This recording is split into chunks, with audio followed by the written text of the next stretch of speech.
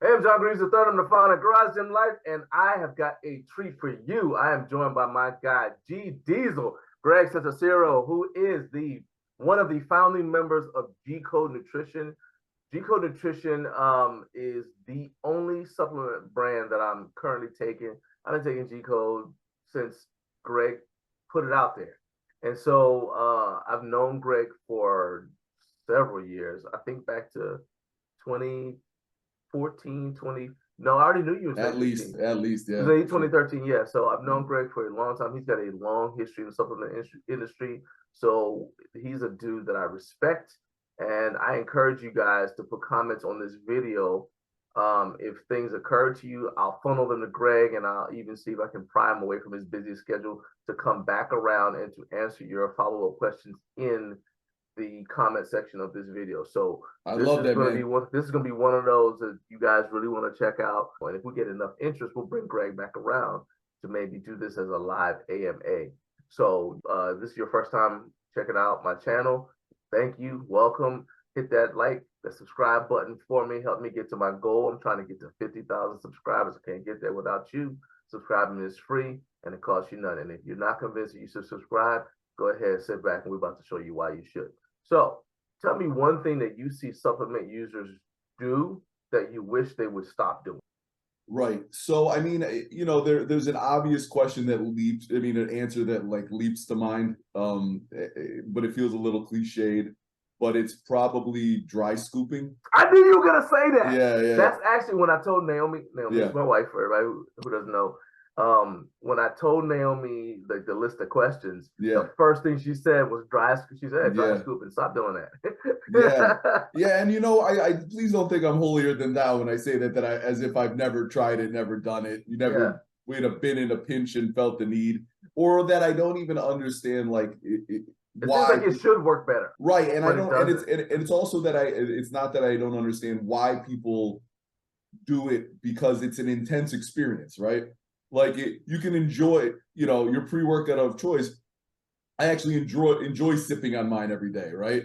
But I can understand why that experience feels more intense if I'm just throwing raw powder in my mouth, right? Like everything is so amplified, right? It's so sour, it's so strong, right? So there's a sensory component involved in it, and I get why people like do that, and it's almost like a ritual before their training.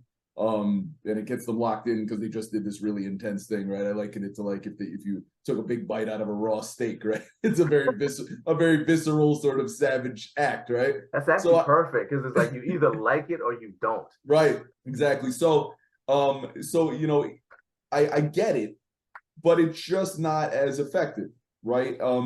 These products, so many of these ingredients are meant to be mixed in solution and consumed with liquid, and as such find their way to your bloodstream more rapidly, more readily.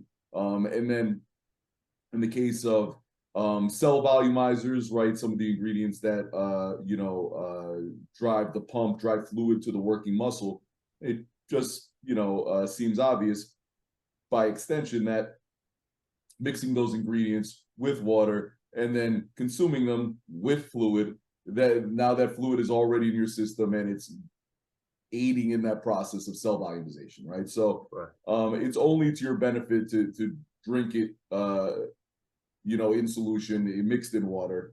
Even though that experience is very intense, dry scooping, I just don't think you get as much out of it. So I would advise against it. I would say, mix it in water and drink it the old-fashioned way. So I think dry scooping illustrates how little we paid attention in chemistry in high school. Sure. Because we think of water as simply something to dilute the whatever the substance is, whatever we're taking. We're like, well, water dilutes it because it does. Of course. What we don't look at is that in this situation, water is not just a catalyst; it's also the delivery mechanism. Yeah, a transport mechanism, exactly. And your saliva is not enough, so you're actually slowing down the effects of the products. Absolutely. And whatever it is you're taking. For sure. And these aren't sublinguals, right? Like, the things that necessarily absorb through the membranes in the mouth, or, they can quickly do their job if you give them the help they need, and the help they need is very simply mixing them in water. So while I get it, I would say continue to mix your pre-workouts in water, and I think it just makes them far more effective. Now that you say that, is there a reason why something like pre-workout isn't sublingual? No, I think that the reason is like a lot of things, right? Where another good example is I see like interest in gummy products, right? Making pre-workouts into gummies or whatever various even commodity ingredients into gummies. And I think probably the reason would be that to get enough of the active components into a sublingual tablet or something like that, you'd just probably be talking about a lot of tablets, a lot of pills. It wouldn't be an efficient method, I think, so much of consumption. In the same way that, like, if you were trying to get a pre-workout with multiple grams of multiple different ingredients into gummy form, you'd end up with a whole bag of gummy bears to get one serving. Gummy like that. Right.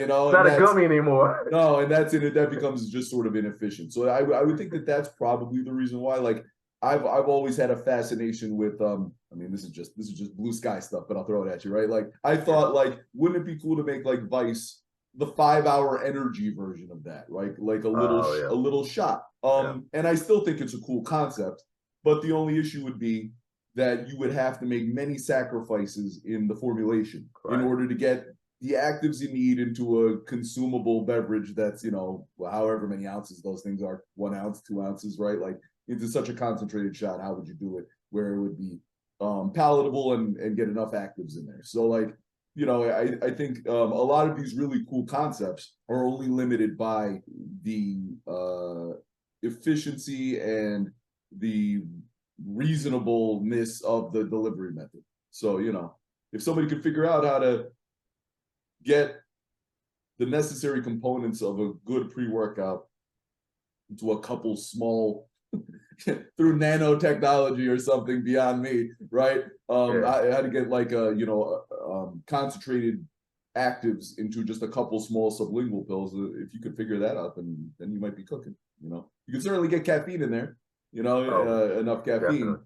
But beyond that, what else are you going to be able to get in there in small enough amounts that will have a positive impact on your workout? I should have said this at the beginning.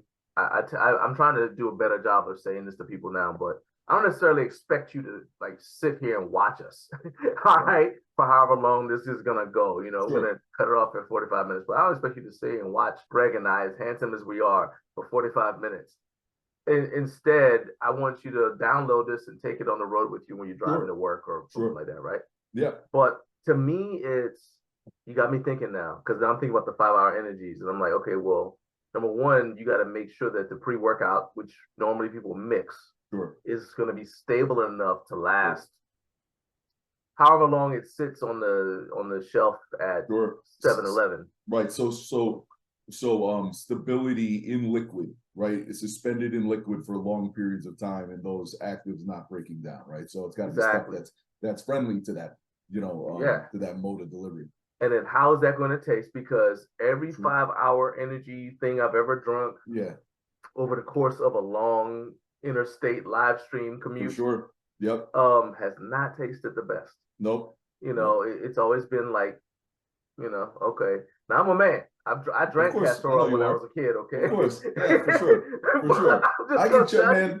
Yo, we lived through. We lived through and have experienced enough through the sort of trajectory of the evolution of the supplement industry that I've had all that stuff. I've choked down a lot of stuff in the in the 90s, man. So I get it. And actually, shout out to my guy Jonathan from the Note Fate 24/7 channel. But in one of his videos, he talked about energy drinks versus pre-workout. Yes. And if you've never checked out No Fate, he does a lot of things around the home gym lifestyle. Yes. Sort of similar to me. And so he was talking about, he said, can you drink an energy drink? Can you just stop at like your local convenience store, grab an energy drink that's already in a can, use that as pre-workout? And he was talking about, well, okay, it depends. He said, but you're not going to get these benefits out of the energy drink that you would get out of a pre-workout. Right. So Yeah. go ahead and discuss that. I know I've had that conversation, with people of late, and I feel like everything has its application, right? So like I'm a fan of I'm a fan. I mean, one of the reasons I'm in the industry is because I'm a fan of beverages. Grew up a fan of beverages, right? I like different flavors, I like different drinks, I love all that stuff, right? So like if you're asking me like, is there a place in an active person's life for a canned energy drink? Like I totally get it, right? It's cold, it's fizzy, and a lot of the flavors are really good, right? And you can get them with 0 sugar, 0 calories, so you can get a diet version so that there's no negative impact on your nutrition. For me personally, I when I say diet, I feel like that's what they are essentially, right? They're a high caffeine version of a diet soda. And I think that's great for what it is. And, maybe it's a cup of coffee alternative. And let's be honest, right? There are many legendary athletes who a cup of black coffee was plenty for their pre-workout. And it certainly didn't get in the way of their performance, right? So like I'm not gonna sit here and tell you like, oh, well, you can't perform on a world-class level with an energy drink or a cup of black coffee. You need a serious pre-workout. But there is a difference. There is a difference between the benefits of a canned energy drink or a performance product that has ingredients in it for strength, for blood flow to the working muscle, for focus, beyond simply just a kick of it, a boost of energy. You know what I mean? I know there are plenty of times when I'm like, okay, I'm just gonna grab this from the store, right? Sure. And you kind of touched on it, but Yeah. like what's somebody getting out of a pre-workout like what you guys provide in Vice Right. and Vice X? Like talk about the difference between a pre-workout, like what's it supposed to do Right. for you and why you should take it versus just a standard, some kind of gamer energy drink or whatever. Right. I mean, because the idea is that an energy drink or like we were saying, maybe like something that's specifically made for gamers, right? The idea would be energy in general, right? So a boost of energy from caffeine and caffeine related ingredients, right? And then maybe a little bit of elevated cognitive function. Now, the truth be told, right? Like even a cup of coffee and caffeine the does that. caffeine and that caffeine alone has that, it has those properties and that potential benefit. So, beyond that, it's like, okay, like I almost feel like the caffeine component of a pre-workout is sort of the afterthought, right? Because what you're trying to craft is a performance product, right? And if I just sat here and told you in all honesty, hey man, if you just want to boost energy, you go have a shot of espresso or one of these canned energy drinks, like if that's all you're looking for, then that's fine, and that might serve the purpose for you, right? But the idea behind a pre-workout is that it's going to boost performance. Now, whether that means strength, whether that's in what in the sense of 1 rep maxes, whether that means endurance, right? The ability for your workouts to last longer, whether that means the ability to buffer lactic acid buildup so that you're getting more reps, or a longer periods, longer duration period bursts of high performance, right? Because of those ingredients. If it's about what we talked about earlier, cell volumization, blood flow to the working muscle, circulation, if those things are important in terms of your performance, how your workout feels, right? The experience of the training session. Whether or not, and it's a mixed bag in terms of people's perception on that, whether or not the pump translates to gains in muscular size or strength, right?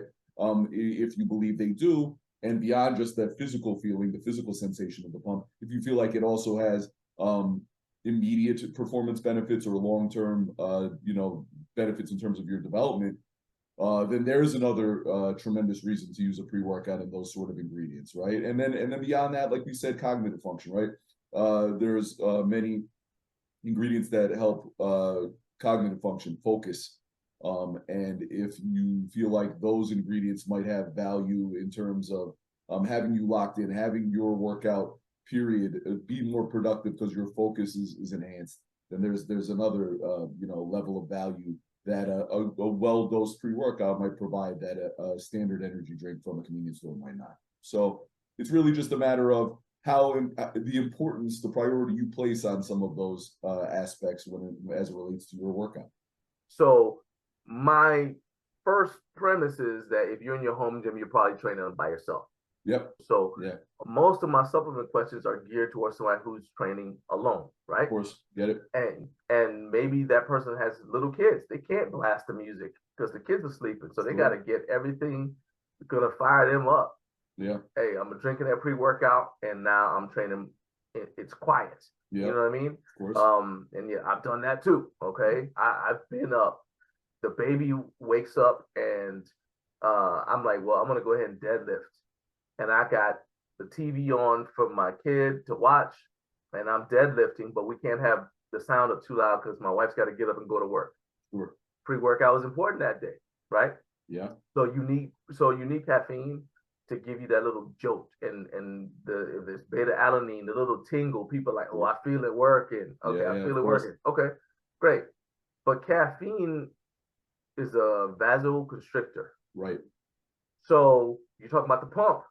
Well, if you want the pump, doesn't the caffeine interfere with you getting that pump that makes you, man, that's that feeling like you don't even want the workout to end. You like, right, you know what? Yeah. Can I just call in sick? Yeah, for sure. You know Keep what I mean? Yeah. Yeah. You know what I'm saying? So talk about that tension in that extremely long question I just asked you. No, it's all good, man. You know what the interesting thing about it, right, is that yes, traditionally that was always the belief, right, that caffeine is a vasoconstrictor and as such, works against your desire to get a good pump in the gym. But I can't say for sure that from just anecdotally that I've ever noticed the utilization of a caffeinated beverage somehow limiting my ability to get a pump, right? And I feel like the growth of the pre-workout industry is sort of proof of that, because I felt like that was popular wisdom when we were coming up in the game. But then there was Ultimate Orange, and then there was NO Explode, and those products turned that on its ear. And I sort of feel like maybe if we were talking about just like sort of a mega dose of caffeine taken in isolation, maybe that and just that alone, maybe that in some way would impair your ability to, create blood flow to the working muscle. But maybe this is all speculative. But well, I was going to ask you, are there any studies out there that even cover that idea?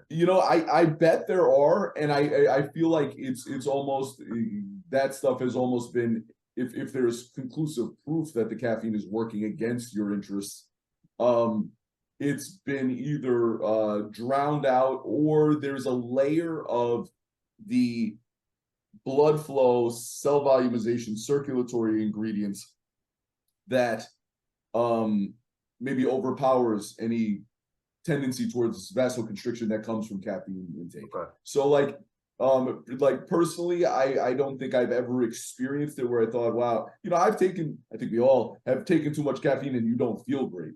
Oh yeah. Right. It's like so many things, right? There's a very fine line between the perfect amount and a little too much, right? And I think in that same way, shout out to that Ultimate Orange.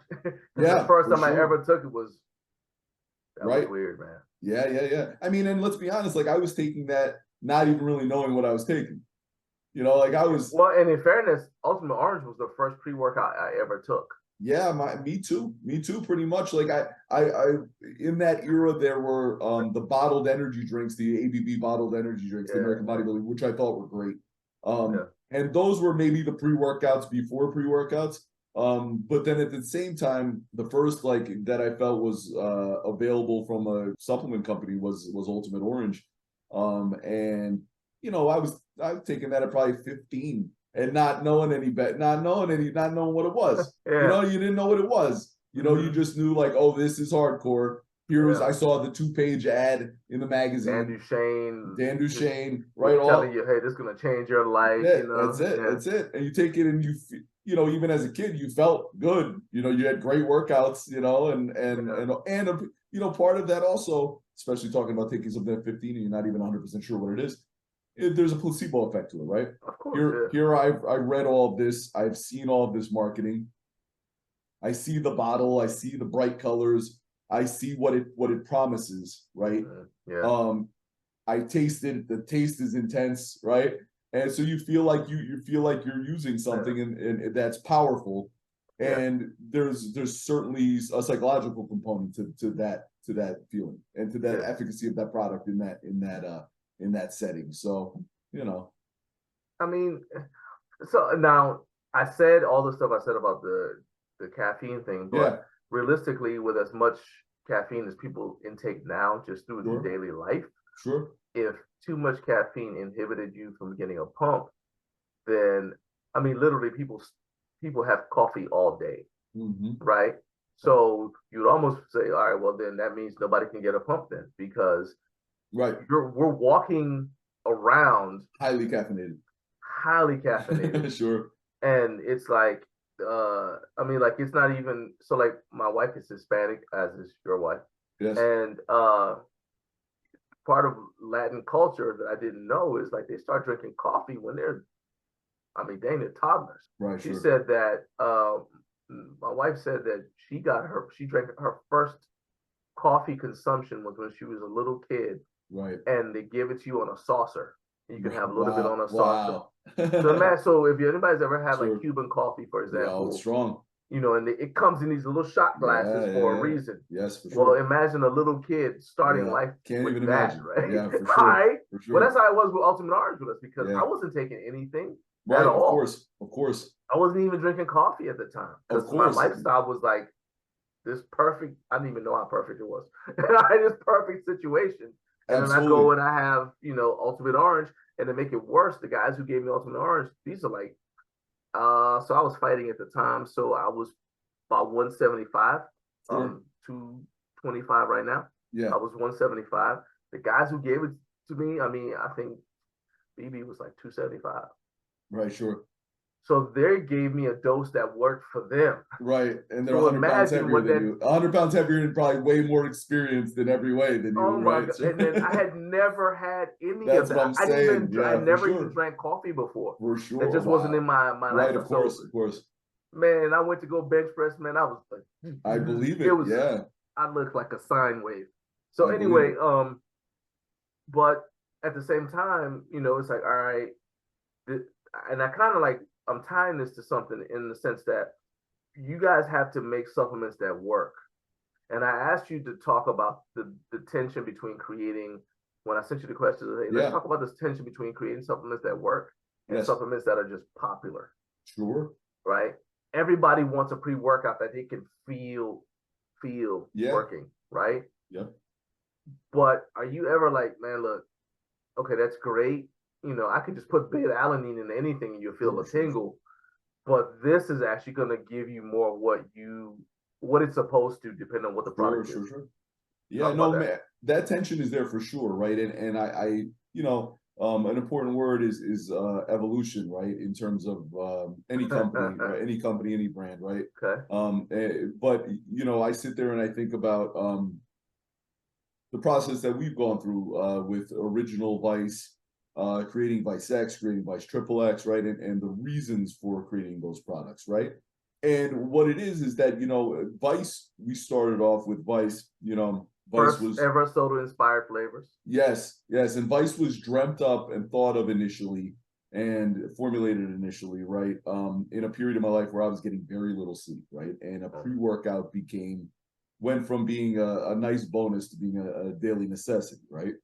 And in that process, the goal was to make the healthiest pre-workout we could, right? And the kind of pre-workout that you could modify the dose based on what you need personally, and the kind of thing that was sustainable where you could use it on a regular basis, right? And one that was made with the long-term intentions of the company in mind, not something filled with any kind of shady gray market ingredients, right? Even no matter what the competition is. Right. So we made Vice in that way, but we sort of made it for us.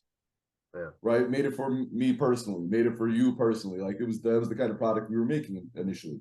And we've kept Vice, original Vice, basically on that track this entire time. That said, right, some of the other products in the process of the evolution, some of the other iterations of Vice are it evolved based on the demand of the marketplace, right? So, there's a lot of energy spent and time spent making products and educating people about why they should use your product and why your product is different or better, right? Right. But then there's another part of running a brand where you're giving people your version of the thing they're demanding, right? So it's right. So either we created this product and now I'm going to convince you why you should use it, or here you're telling me what it is that you want, so I'm going to give you our version of that. You follow me? So there's a tension there, and it's like like I could even break it down to flavoring is a perfect example, right? Okay. Like you realize that for a company to grow and expand and reach a broader audience, every flavor of pick your product, every flavor of a product every flavor of rise over time can't be my own personal favorite. Yeah. There's got to be some flavors that I'm not necessarily into, but that the consumer might be, right? Mm-hmm. That's important, right? And in the same way, you realize that your formulations need to reflect a balance between your own values, the things that you consider primarily important about a product in its category, and then balanced against what the consumer is demanding currently, right? What can compete on a shelf? So there's always that tension there, and some of it is entirely practical, and you balance your idealism with some practicality, and you arrive and that's part of the evolution, right? You arrive at the products that serve the consumer best, but also serve the interests of the company's growth best, and you're balancing those things delicately at all times. So when you're saying it can't just be the flavors you like, the first thing I thought of was how when Vice first came out, you had is these 15-gram containers, but it was in a pack of 3, and you said, well, you may not want the same flavor pre-workout every time you train. That was the idea, right? Fighting flavor fatigue from the jump, right? And like just to no, that's exactly what I wanted to say. It's like it's like you now it's not like that. Well, right. Well, and the insight there also being the thought that from a consumer psychology standpoint, and I think it happens all the time. And if you go into a supplement store, you'll hear the stories of it, where somebody finds a product that works really well for them. Product is their perfect, let's just say pre-workout. It's their perfect pre-workout. Everything about it is ideal for them. But they'll still stray because they just want to try something that tastes different. So it's like, all right, what could we do to fight that and create a little bit of a longer period of consumer loyalty, and if not just consumer loyalty, capturing that consumer's imagination where they're less likely to get bored quickly, right? Well, you give them some options every day. That's the philosophy there, and it's also regardless of what our current offerings are, it is something that we're still actively working on perfecting, and we want to be able to continue to or to once again provide that sort of experience and those sort of options and to fight, like I said, fight flavor fatigue. I mean, but then you also have like the customer is always, well, the customer is not actually always right, because you can't make the right decision without information. Sure. And the customer is often ignorant. Right, sure. And ignorant isn't necessarily, it's not a measure of intelligence. It's a measurement of how much knowledge you have on a subject. Sometimes your access to information, right, is a big part. Ignorance, oftentimes. It's like how am I supposed to possibly know this, right? Right, exactly. And this is something, if you're watching or listening to this, I want to think about what I'm about to say. Often we make decisions not based on what we know, but on how we feel. Sure, of course. All right, and our feelings change, our emotions change. I mean, from minute to minute, your emotions could change, right? Very true, for sure. Now you're making financial decisions based upon feelings. Right, of course. Right? And so, for example, in the case of your product, I don't like Mountain Dew, okay? Yeah. So I was drinking, I found that I would run out of the cherry swola, the cherry flavor Vice, faster than I would the Dew flavor. Right. And the Legend Lime. Yep. And then, so that's what it's called, Legend Lime. And then, it was like Kool-Aid for me, because my favorite Kool-Aid flavor is red. Right. I know it's supposed to be fruit punch. I'm black. Look, if you're listening to me, I'm black. It's not fruit punch and grape. Yes. No, calm down. It's red and grape. I had these conversations about Gatorade, right? Where I'm like, listen, it's not red, no. It's fruit punch. No, it's red not and purple, grape. It's grape. Simmer down, it's red and grape. Yeah, right. Fair enough. So I'd finish that, and then I'd have the red every time I worked out, and then I'd go to the grape. Yep. Finish the grape, and that would just be the exact same way it would have been if it was a pack of Wilders. Yeah, right. Or I think everybody's like that. I think everybody was like that to some degree. You're gonna have your favorite, then you'll advance to your second favorite, then the last one left is the one you're left with. And then if I want to like turn somebody on to the company, like, oh man, you need to try this. I'm telling you, man, it's a great pre-workout. Yeah. Here, and I give them the Legend Lime because I ain't giving them mine. Right. Sure. Nah, for sure. Like the old commercial. Nah, my brother, you gotta get your own. Yeah. So I'm gonna give you this Legend Lime, right? So it's not that I never had the Legend Lime. Sure. I didn't feel like it worked as well for me. Right. Because some of the feelings of euphoria of enjoying this product, I didn't get from it because my favorite flavors are the cherry and the freaking grape. Yeah, right? Sure. We talked about how strong supplements are nowadays and all that kind of stuff. Sure. Do you think supplement fasting is a good idea? I think it has value. I can't say that I practice it myself that often, but I will say this, right? Like if I'm in my normal training groove, I tend to train 6 days a week and take Sunday off. And on Sunday, I basically try to avoid using supplements, right? And that's kind of my weekly fast.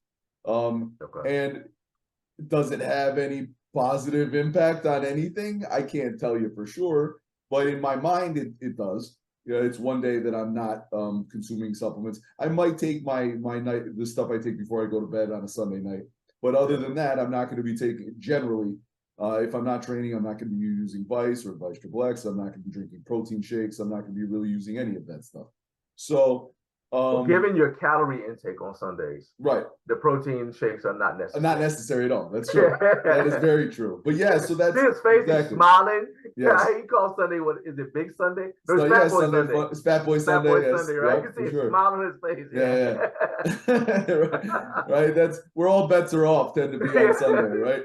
But yeah, in that setting, I try to take it as an opportunity to let my body rest in terms of the training, but then also in terms of the supplement use.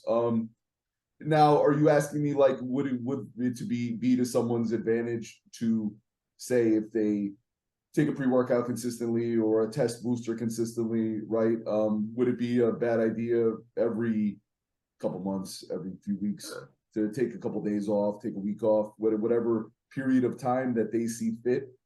I think that probably does have value. Sure, I think that the more and more often you use something, the more and more your body tends to adapt, and then maybe the efficacy is reduced to some extent. So yeah, why not keep yourself fresh and receptive to the impact of the ingredients, and just come off of them at intervals every so often, just to give yourself a break, and then hopefully you come back on it a week later, 2 weeks later, however many days later, and they work better, and you notice that you're using them, and that's a great thing. So yeah, I don't have a problem with it at all, and it just makes common sense to cycle on and off stuff. All right, so we've talked about pre-workouts quite a bit. Yeah. And as I said, if anybody's watching this and you got more pre-workout questions, put them in the comments. Absolutely. Greg will be happy to come back and answer your questions. If I know, I'll throw the answer in there. But I think this will be a good conversation to have. I mean, we'll do our best. At the very least, we'll talk it out. Oh yeah. And I mean, the thing is too, like I said, again, this is like, I literally, if you are a dad or mom, and you train at home and you've got the little baby or whatever, Greg and I both have multiple children. All right. So, I've gone the gamut. I've had my youngest son is 19. My oldest son turned 27 yesterday. I have a daughter currently who's 8. So I've gone through the whole train with the toddler, I've trained with my kids. I've, all the stuff you're talking about. So a lot of how I approach even getting guests for this podcast is based on like, hey, what would have helped me back when I was like in the heat of it, early in my home gym journey and with the kids and everything, and what would have helped me. So if you're in that situation, you got questions or whatever, you're like, hey, I need something that's going to help me get through these workouts. I got double shifts at work, whatever. Throw those in there. But let's go to the other side of the spectrum, right? And I've been taking Dream, which is your, I can't even call it a sleep aid. It's like, it's a recovery. To me, it's part of my recovery protocol. Yeah, absolutely. Mine too. But it is, so the average person sees it is going to say, okay, well, it's a sleep aid. It's a sleep supplement. Sure. Okay, fine. But with Dream, you had the most interesting, it was like a seriously interesting conversation on your podcast, the Squadcast, where you were discussing how exogenous melatonin causes a reduction in the natural melatonin production. And that's part of why there is no melatonin in Dream, right? Right. Yep. So for those who did not hear it, and I highly encourage you guys to subscribe to the Squadcast. It's very interesting. It's some stories you guys will enjoy hearing. It's funny. For sure. But for those who didn't hear it, break that down just a little bit. Right. So the Dream formula, Dream is our sleep and recovery product. Like you said, it would be classified by an outsider as a sleep aid, a sleep product, right? But if you use it regularly, it's more than that. I had one friend who, in his early 30s, and with the ability still to get a lot of sleep on a regular basis, right? And when Dream first came out, he was like, I don't. In his mind, he thought, I don't need this, right? But he took it anyway, just to try it out, and because we were providing it to him. And after a few days of taking it consistently, he's in the gym and he's noticing a difference in his performance. And he realized, like, the only thing that's changed in my protocol is utilizing Dream, and man, do I feel it in my performance? Do I notice it, right? Which is why we say, wellness and performance are inextricably linked, right? And one of the keys to wellness and one of the keys to recovery is sleep, right? Good quality sleep.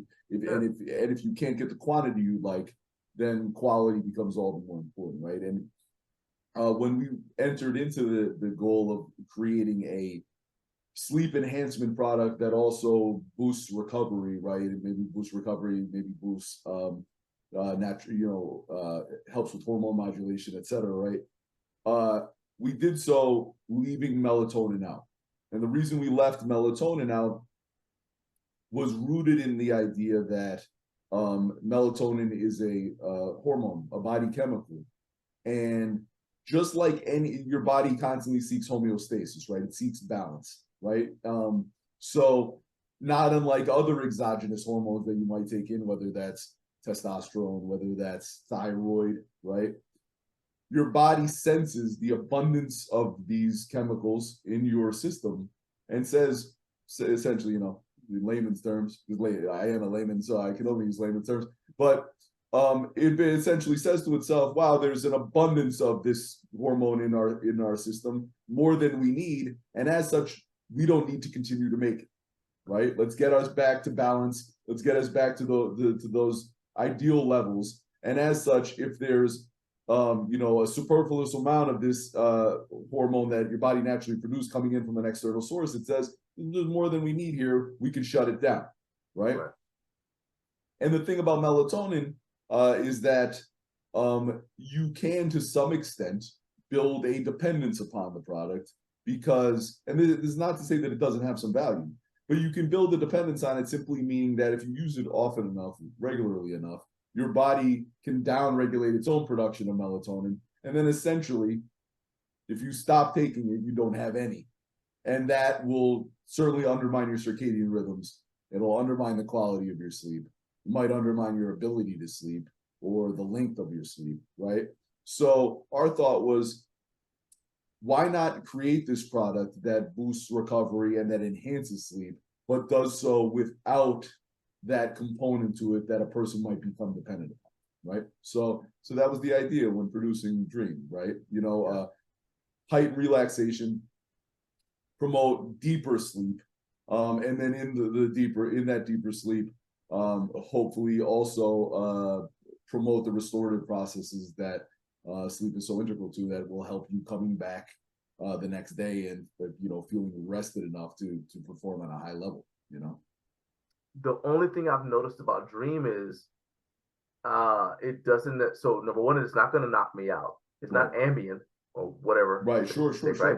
Right. Instead, and that's one of the, not to cut you off, but that's one of the things too, right? Is that maybe I'm old school, right? But like if I can avoid using pharmaceuticals, right? Like if I can avoid them, if obviously if I need it for my general health or wellness or survival, then that's a whole different story. Yeah. But if we're talking, if I can avoid using things like Ambien, sleep medication and whatnot, through natural means, that was one of the motivations for creating Dream, for sure.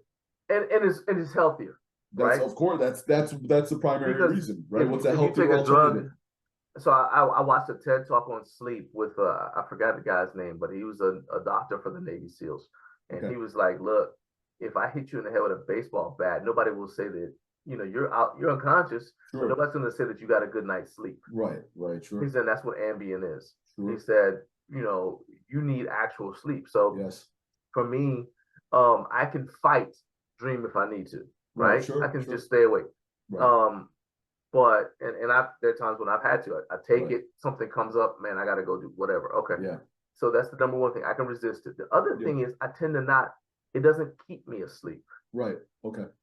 Which is huge for me because of my job. Right. My full-time job, I work at night.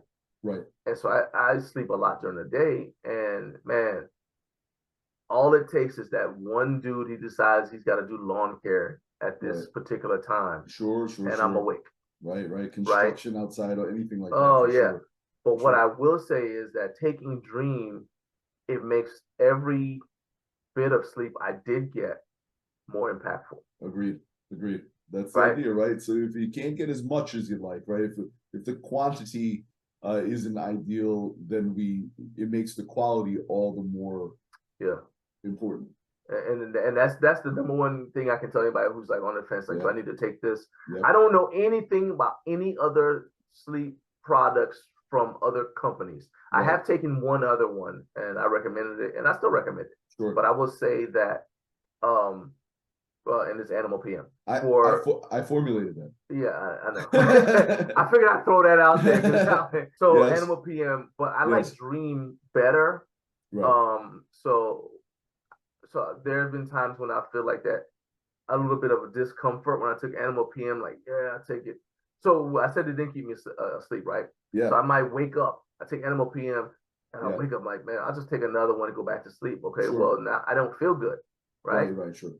I've never had the issue with Dream. Yeah. But one thing, it allows me to regulate the dose. It's not like packs or whatever. So anyway, but that's my quick commercial for Dream. Like, hey, I appreciate that, man. Like, I appreciate that, and I'm right there with you, man. And like I said, I love to hear the thought. Whenever I hear the thought that someone realizes that it's more than just a sleep product, that it's a recovery product, that it's by extension it becomes a performance product. And it's something, even when you were talking about Vice earlier, right? And any of our other products, we use the phrase often, tools to empower, right? And it's like, we want to give tools, we want to give solutions, right? And like one of the more, I always say about how consistency is so underrated, right? Another thing that's so underrated, and not just in terms of our tasks or our training or those sort of things, just being a consistent person, right? Just being reliable, right? Yeah. And it's like the thought that real people, hardworking people, such as yourself, can rely on a product like Dream, and it helps their process. That's huge. That's huge. Like that's why our company exists. So that's a big deal to us. Let's talk about something else. Is nootropics. Yeah. Because we talked about cognitive function and gamers and all that kind of stuff. Right. What do you think about this? Is something else you said on the Squadcast, that you have your brain's constantly working. Right. Sure.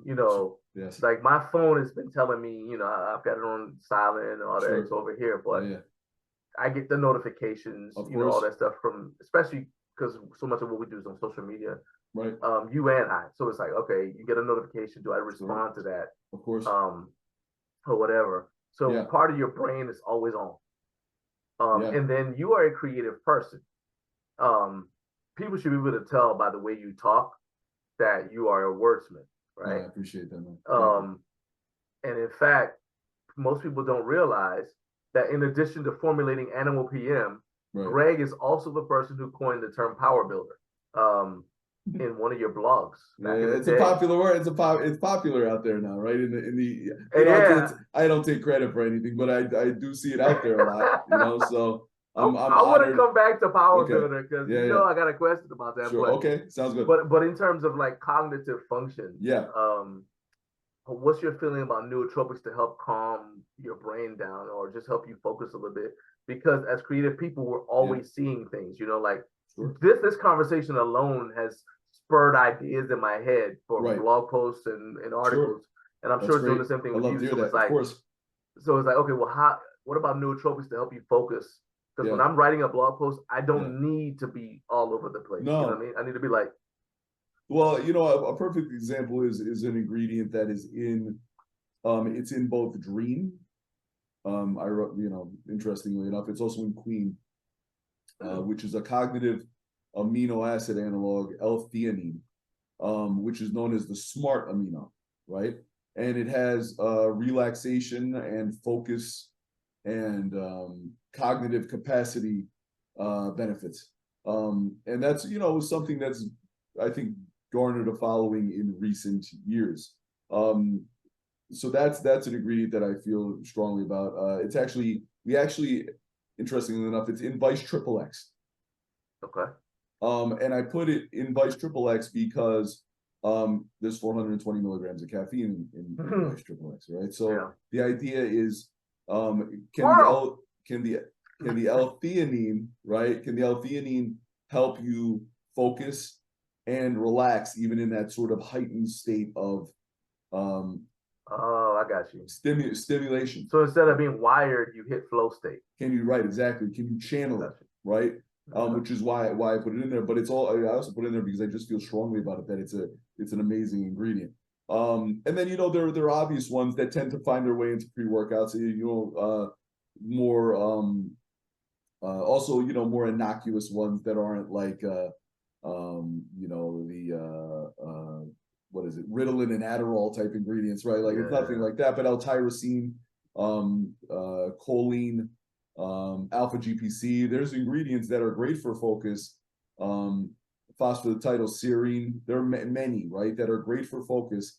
But they tend to find themselves most often as components of pre-workouts for the very obvious reason that you take something like that and your workouts are better focused, you're better channeling your energy.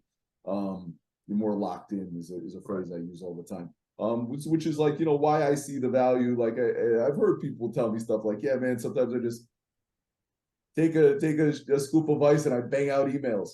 Like, that's actually what I was thinking of right now. And I'm like, hey, that's cool. Like, and that's you're not gonna crash afterwards. No, that's some pre-workouts you crash after. That's it. You don't crash after Vice. And Vice is also one of those ones where like traditional Vice, if I have a scoop midday or later in the day, to me, it doesn't treat me any differently than like having a cup of coffee. And if that's the case, like I'm good. That's not going to keep me up at night.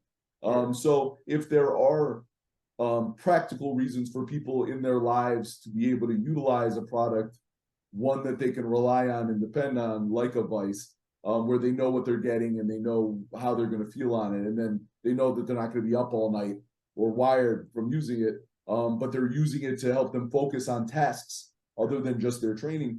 I think that's great too. So like, I think nootropics in general, like, it's because you understand the value. One, you understand the sensation, like you just said, sort of the flow state, right? Being in the zone, getting locked in. You understand the value of that. You understand how good that feels and how productive you are, right? Yeah. So knowing that feeling so well, knowing about focus when it's channeled correctly, knowing about how that relates to productivity, how that relates to creativity, right? Or how that might just relate to killer workouts.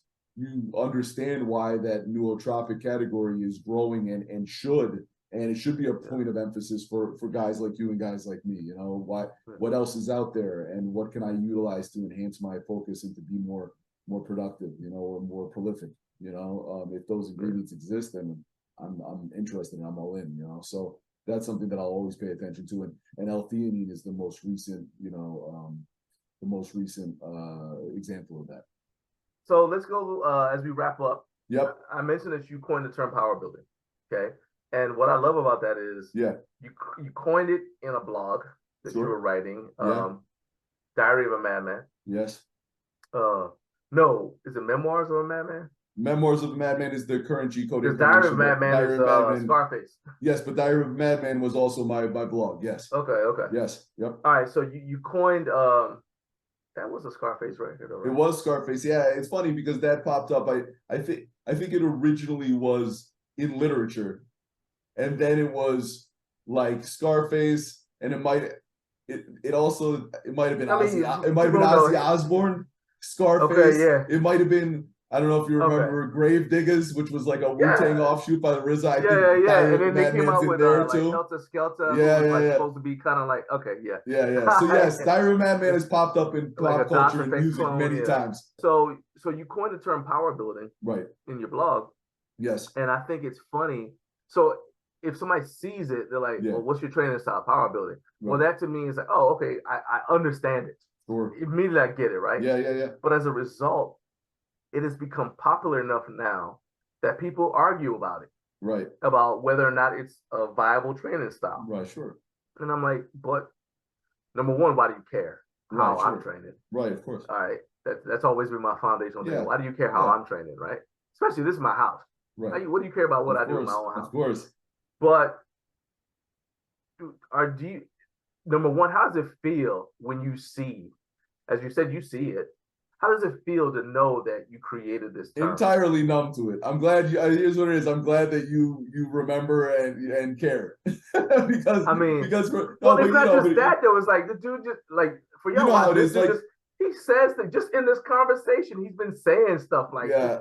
Just casually throwing it out there. Dude, there's funny things, right? Like I remember like Muscle Mayhem. Do you remember the website Muscle Mayhem? Yeah.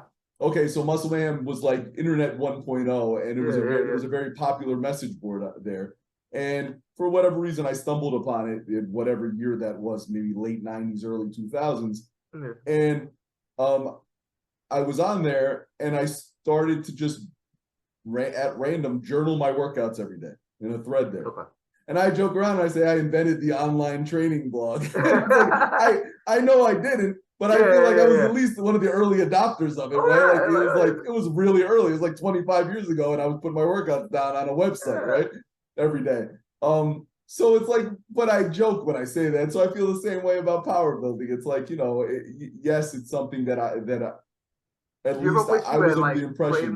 Yeah, I mean, probably should have, right? Copyright phrase, right? Probably should have. Like there's a lot of little things like that you feel like man, you be making money. So like, look, Pat Riley. Yeah. in the phrase three-peat. Anytime it's said in broadcast, they have to pay him. That's why. Michael Buffer, let's get ready to rumble. Anytime someone says it, there's a reason why Bruce Buffer says it's time instead of let's get ready to rumble. Yeah, of course. He'll have to pay his brother.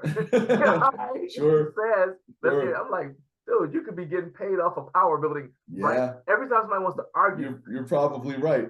You're catching money. Like, but you know, the funny thing too, right, is like the genesis of the concept is so innocent and obvious, right? It's just the idea like that. Okay, you're training with hypertrophy in mind, but also with getting as strong as possible in that process.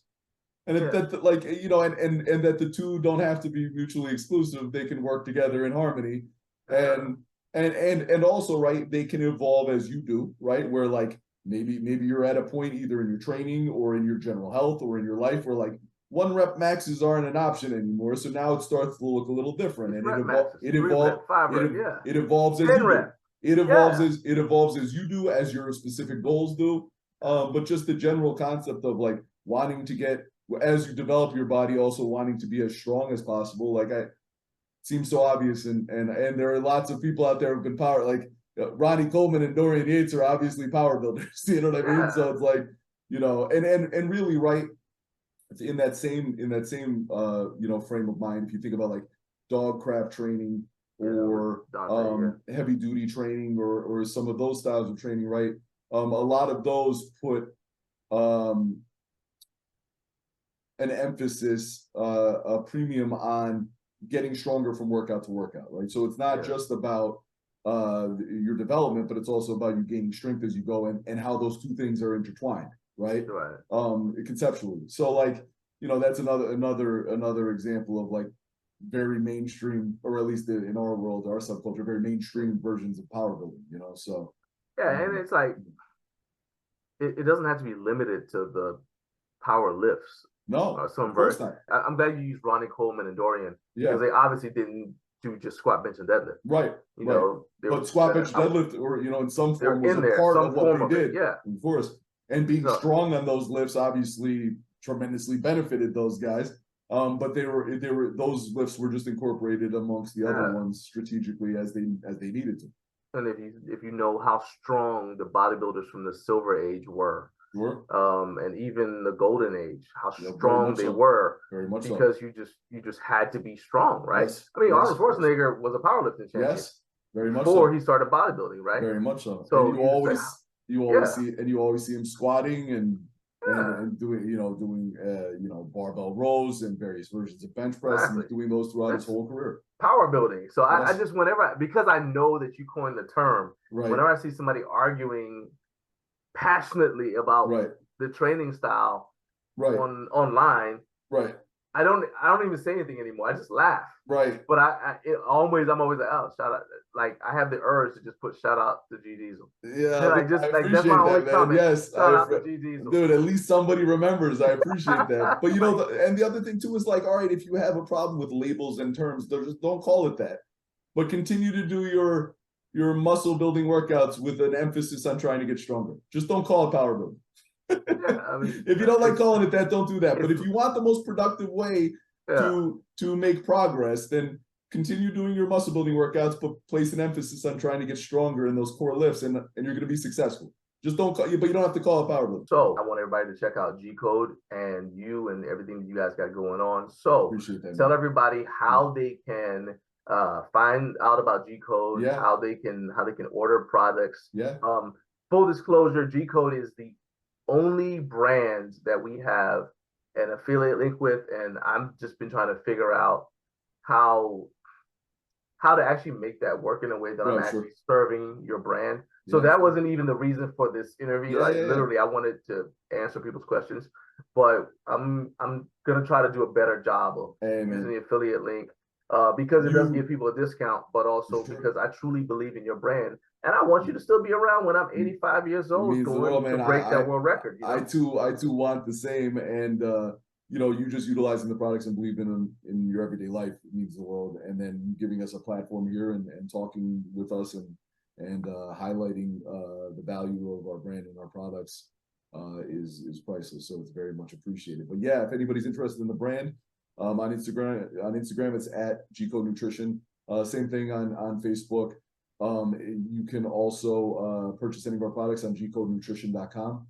You can find me at the Real G Diesel on Instagram also, if you ever want to reach out. But we're pretty easy to find. If you're so motivated to find us, we're pretty easy to find and pretty accessible as well. I feel like if you reach out and you have any questions or any interest in who we are or what we do or the products that we create, we'll be honored and quick to get back to you and help you along on your journey.